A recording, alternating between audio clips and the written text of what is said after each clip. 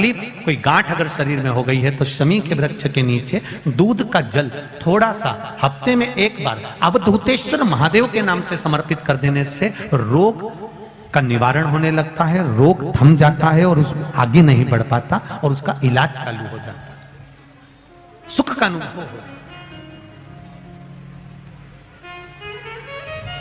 बस एक बात का स्मरण रहे आपको, आंवले के वृक्ष के नीचे अगर कोई भोग लगाया गया है पा सकते हैं, पीपल के वृक्ष के नीचे कोई भोग लगाया है पा सकते हैं, बट वृक्ष के नीचे कोई भोग लगाया गया है पा सकते हैं।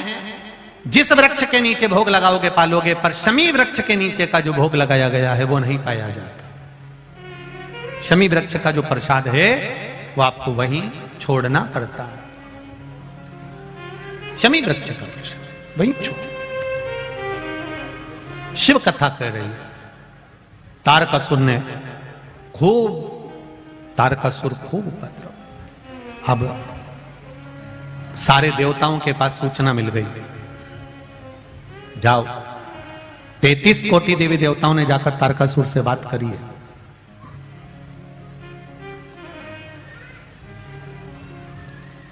तैतीस कोटि देवी देवताओं ने तारकासुर से बात करी।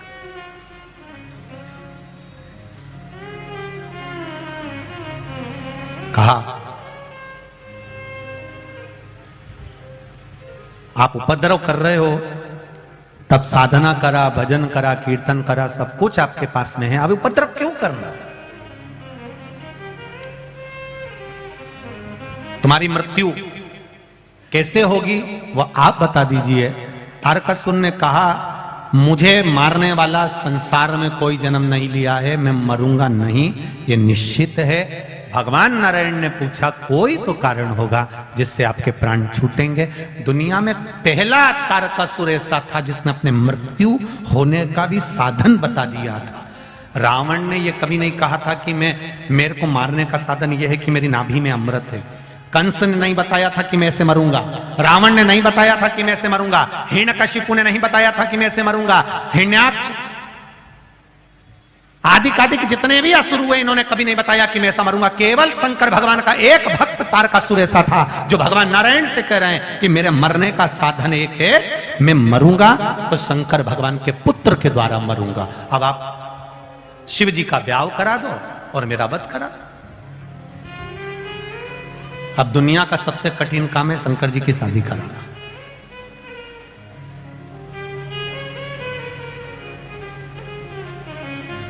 आज के जमाने में सबसे ज्यादा कठिन काम है बेटी को ये बोलना, बच्चों को ये बोलना कि अब मैं तुम्हारी शादी पक्की कर रहा हूं और वहां कर रहा हूं।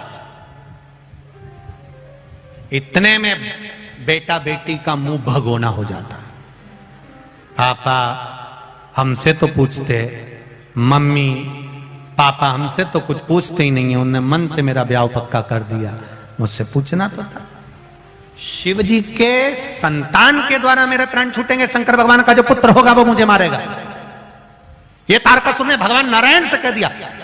रावण ने कभी नहीं कहा मेरी नाभि में अमृत है, हिरण्यकशिपु ने कभी नहीं कहा कि मैं ऐसे मरूंगा, कंस ने कभी नहीं कहा मैं ऐसे मरूंगा, हिरण्याक्ष ने कभी नहीं कहा मैं ऐसे मरूंगा, पर तारकासुर एक अकेला था, शंकर का भक्त था, इसलिए कह दिया शिव जी के पुत्र के द्वारा मरूंगा। अब तुम शिव जी की शादी करा।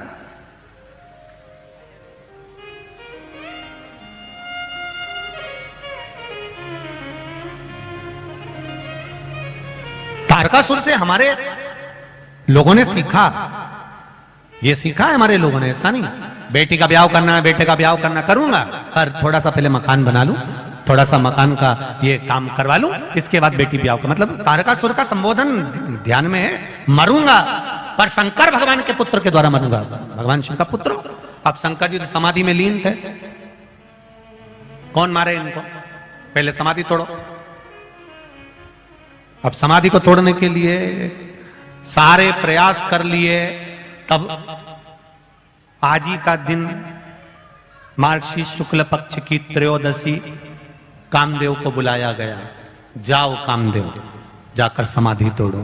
कामदेव ने तीक्ष्ण तीक्ष्ण बाण चलाए, खूब चलाए, पर शिव जी की समाधि नहीं टूटी। तब समाधि में बैठे हुए देवाधिदेव महादेव को माता सती ने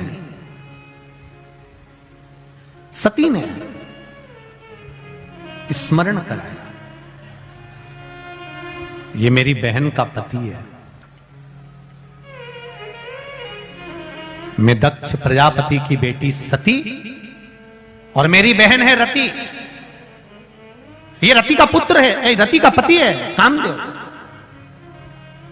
आप मेरे लिए कुछ नहीं करे, कम से कम इनके लिए थोड़ा सा आप नेत्र खोल लीजिए। देवाधिदेव महादेव रिश्तेदारी निभाना जानते थे। दुनिया में केवल एक देवाधिदेव महादेव ऐसे हैं जो अपने संबंध को निभाना जानते हैं, रिश्ता निभाना जानते हैं, संबंध निभाना जानते हैं कि संबंध किसको कहते हैं। शिव जी ने, कामदेव ने नेत्र खोल जो बाण छोड़ा, शंकर जी का तीसरा नेत्र खुला। खुलते से आम के पल्लव में, आम के पल्लव में, आम के वृक्ष के ऊपर, आम के पल्लव पर कामदेव छुप कर बैठे थे।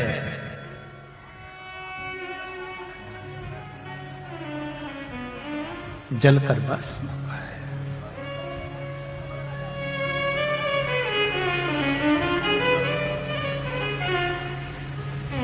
कामदेव ने आम के पल्लव को पकड़ कर रखा था। आम के वृक्ष को, आम के पल्लव को पकड़ कर रखा है कामदेव ने।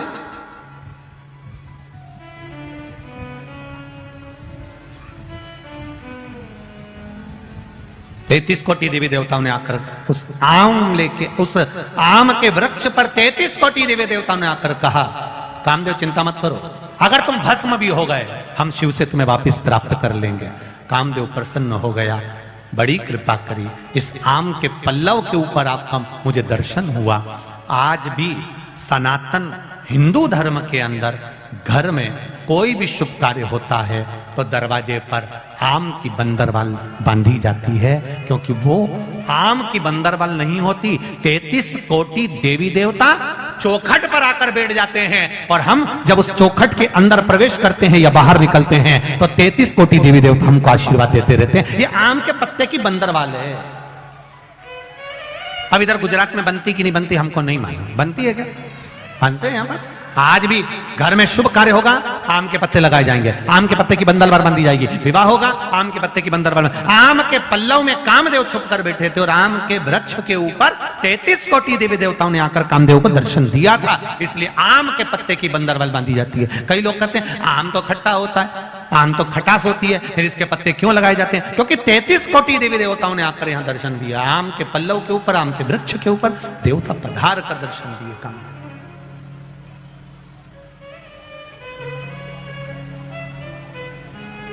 महाराज भगवान देवाधिदेव महादेव शिव औघड़दान, त्रिकालदर्शी, कैलाशी, अविनाशी, मेरे बाबा, मेरे शिव,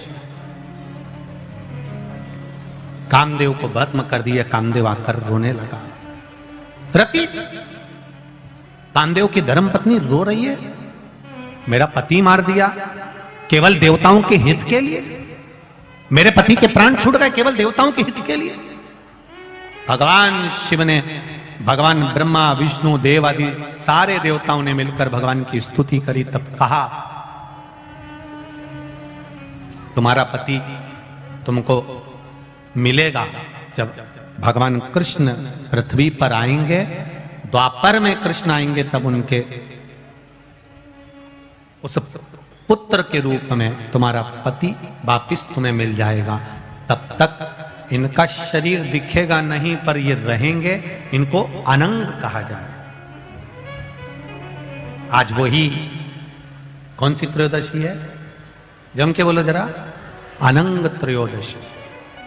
रति की आंख में आंसू भरा था, मेरा पति चले गया, मैं उनके बिना कैसे रह सकती, मैं भी अपना प्राण त्याग दूंगी। शिव जी ने मना करा, नहीं रति, तुम प्राणों को नहीं त्यागोगे। तुम्हारी तप साधना के बल पर, तुम्हारी तप साधना के प्रभाव से तुम्हारा पति तुम्हें वापस मिलेगा। और कृष्ण अवतार की कथा कहती है, ले जाकर समुद्र में डाल दिया था प्रद्युम्न को। तब उस जगह पर फिर रति महामाया बनकर उसको अपना बल से फिर जीवित करती है, प्राप्त करती है। ये तब साधना है पत्नी की।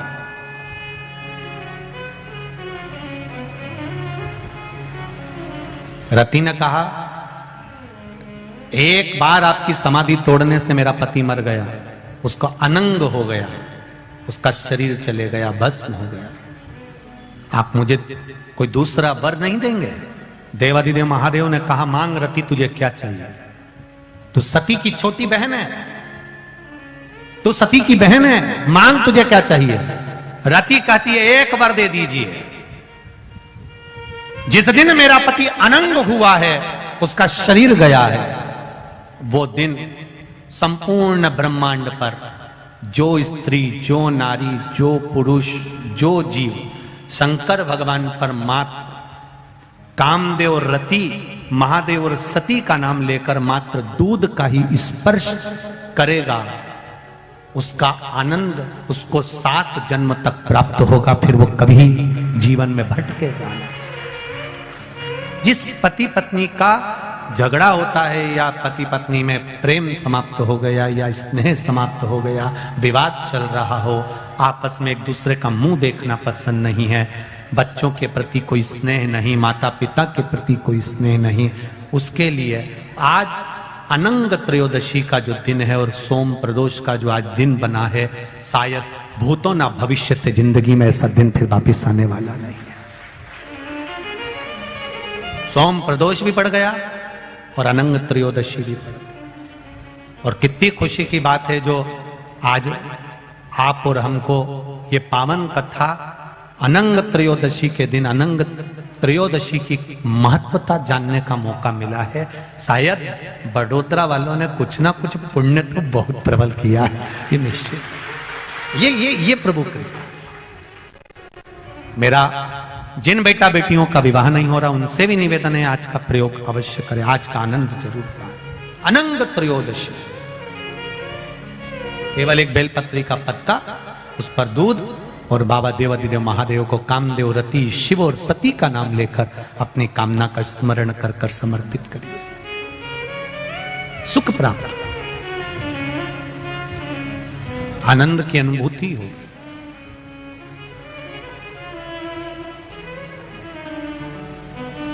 एक आनंद, एक सुख उसके जीवन में प्राप्त हो जाता है। शिव कथा कर रही है, भगवान शंकर का चरित्र कर रहा है।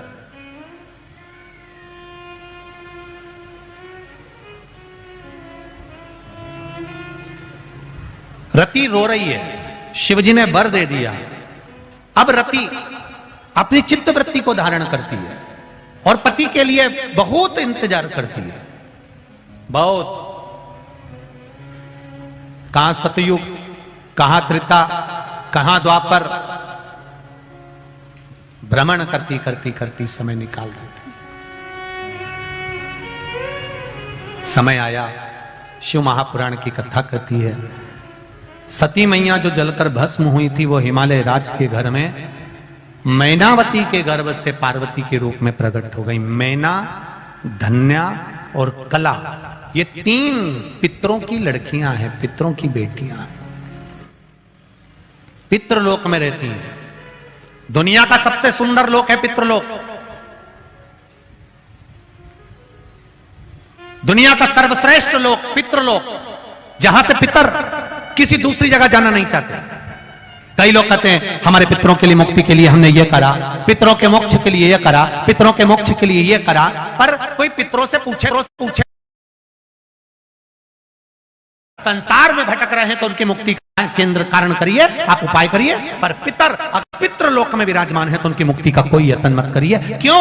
क्योंकि पितृलोक में पितृ सबसे ज्यादा प्रसन्न रहते हैं। उनसे पूछा जाए तुम्हारी प्रसन्नता का कारण क्या है, तो पितृलोक के पितृ कहते हैं जितनी देर संसार के मनुष्य शिव महापुराण की कथा में बैठते हैं, भले टीवी के सामने सुने, मोबाइल पर सुने, चाहे कथा पंडाल में बैठकर शिव महापुराण की कथा सुने। जितनी देर आप जमीन पर बैठकर आसन लगाकर कथा को श्रवण करते हो, उतनी देर तक भगवान विष्णु अपने घर के पितरों के कंधे पर हाथ रखकर पूरी शिव महापुराण की कथा को सुनते हैं। उतनी देर महादेव की कथा का रस तत्व भगवान नारायण उतनी देर तक हमारे पितरों के कंधे पर हाथ रखते हैं और हाथ रखकर कंधा ठोक ठोक कर कहते, देख तेरे घर के बच्चे ये सत्कर्म कर रहे हैं, तेरे घर के बच्चे कथा सुन रहे हैं, तेरे घर के बच्चे ने पुण्य कमाया, तेरे घर के बच्चे ने श्री शिवाय नमस्तुभ्यम गाया, तेरे घर के बच्चे ने शिव तत्व को जाना है, तेरे घर के बच्चे ने पुण्य। भगवान नारायण कंधा ठोक ठोक कर आशीर्वाद देते हैं, ये तेरे घर के बच्चे हैं, ये तेरे घर की बहू है, ये तेरे घर के बेटे हैं।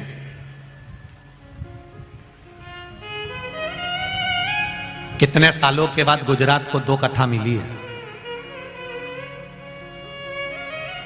एक ये, एक पावागढ़ के पास में। कितना सालों निकल जाते हैं तब जाकर कहीं शिव महापुराण की कथा, और ये कथा पूरी होगी, और ये कथा पूर्ण होने की, ये 9 तारीख को पूरी हो जाएगी। 12 तारीख को बैतूल, मध्य प्रदेश के बैतूल में शिव महापुराण की कथा प्रारंभ हो जाएगी। जो बैतूल के पास में ताप्ती, सूर्य नारायण भगवान की बेटी ताप्ती नदी जो बहती है, यमुना जी की बहन जो बहती है, उस यमुना जी की बहन ताप्ती के नाम से मां ताप्ती शिव महापुराण की कथा श्रवण करने का सौभाग्य बैतूल वालों को मिलेगा दोपहर में 1 बजे से 4 बजे। बैतूल वालों करो तैयारी, आ रहा है कुबेर भंडारी, आनंद से श्रवण करें। और मैं तो कहूंगा अमरावती साइड में अभी कथा नहीं है, अमरावती परतवाड़ा ये पूरा क्षेत्र, नागपुर साइड में भी अभी 1 साल 1.5 साल 2 साल कथा नहीं। आपको मौका मिल रहा है बैतूल की कथा श्रवण करने का, दिल से सुनो। 1 बजे से 4 बजे तक मां ताप्ती शिव पुराण का आनंद लो। तुम्हारी चित्तवृत्ति में आना चाहिए, गंगा जी में अस्थि विसर्जन होती है, वो अस्थि कई दिनों तक रहती है। यमुना जी में अस्थि जावे तो कई दिनों तक रहती है, गोदावरी में जावे अस्थि बहुत दिनों तक रहती है, कावेरी में सरस्वती में अस्थि डाली जाए, मंदाकिनी में डाली जाए तो बहुत दिनों तक रहती है। केवल मां ताप्ती यमुना जी की बहन एक अकेली ऐसी है जिसमें अस्थि डालते से ही दूसरे दिन भस्म हो जाती है। ऐसा क्या है मां ताप्ती में, उसको जानो तो सही। जिस हड्डी को, जिस अस्थि को कोई गला नहीं सकता, वो दूसरे दिन अस्थि गल जाए, भस्म हो जाए। ताप्ती नदी का जल में ऐसा क्या भाव है?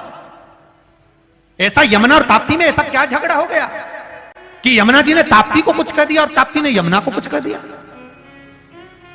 ऐसा कौन सा झगड़ा ताप्ती और यमुना का हो गया कि यमराज यमुना के दरवाजे पर जाते हैं और ताप्ती के यहां नहीं पहुंच पाते, और शनि ताप्ती के द्वार पर पहुंच जाता है? हमें वो प्रसंग को जानना है, मां ताप्ती के उस प्रसंग को जानना,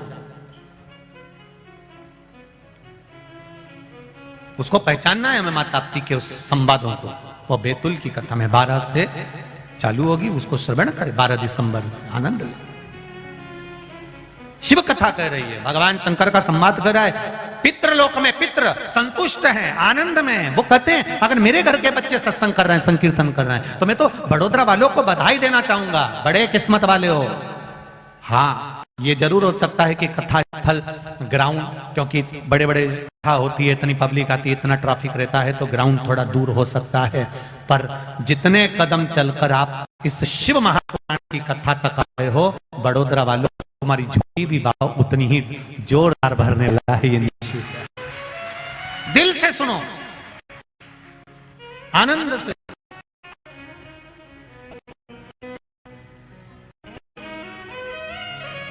भाव से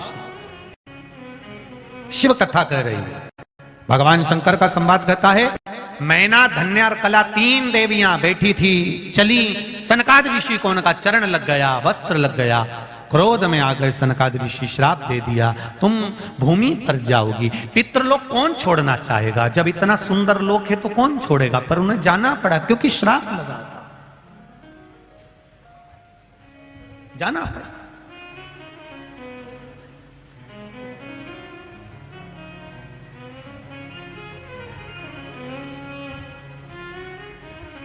एक कथा मालेगांव में भी है, महाराष्ट्र में। कई लोग पूछते हैं गुरुजी 2 मालेगांव है, एक अमरावती मालेगांव है, एक नासिक मालेगांव। तो अमरावती मालेगांव में कथा नहीं है, ये नासिक मालेगांव है, उस मालेगांव में कथा। कितनी तारीख है वो? 23 है शायद, 23 दिसंबर है। 23 दिसंबर से वो कथा मालेगांव, नासिक मालेगांव में रहेगी, वो स्मरण रहे आप। तो अमरावती मालेगांव नहीं है, वो है नासिक मालेगांव महाराज। धूलिया मालेगांव बोलते हैं, नासिक मालेगांव, धूलिया मालेगांव, नासिक मालेगांव, ऐसा कुछ है उसका। शिव कथा कर रही है, हाँ धूलिया मालेगांव का होगा। शिव महापुराण की कथा कर रही है। तीनों देवियां पृथ्वी पर आ गईं। संतों का वर प्राप्त हुआ, तुम्हारी गोद में 3 देवियां खेलेंगी, जगत का कल्याण करेंगी। मैना की गोद में माता पार्वती हैं। धन्या सुनैना बनी, जिनकी गोद में सीता जी हैं। कला कीर्ति बनी, जिनकी गोद में राधा जी हैं। और तीनों देवियां आनंद पाती हैं महाराज। 3 देवियां आती हैं। पार्वती मैया का भाग्य देव ऋषि नारद ने बताया। 7 तरह का भोग भगवान शंकर को माता पार्वती जी ने लगाया था। कौन कौन सा भोग लगाया था माता पार्वती जी ने, कौन कौन सा पदार्थ भगवान शिव को अरोगाया था, कौन सी 7 चीजें भगवान शंकर को चढ़ाई जाती है, जिसके चढ़ाने से भगवान पार्वती जी के हो गए तो हमारे भी हो सकते हैं। उस प्रसंग को कल की कथा में लेंगे अपन। पार्वती जी का मंगल विवाह भगवान देवाधिदेव महादेव के साथ होने जा रहा है। शिव जी दूल्हा बने हैं, पार्वती जी दुल्हन बनी है। माता पार्वती और देवाधिदेव महादेव पधार रहे हैं। जोरदार ताली बजाकर स्वागत करेंगे भगवान शिव और पार्वती जी।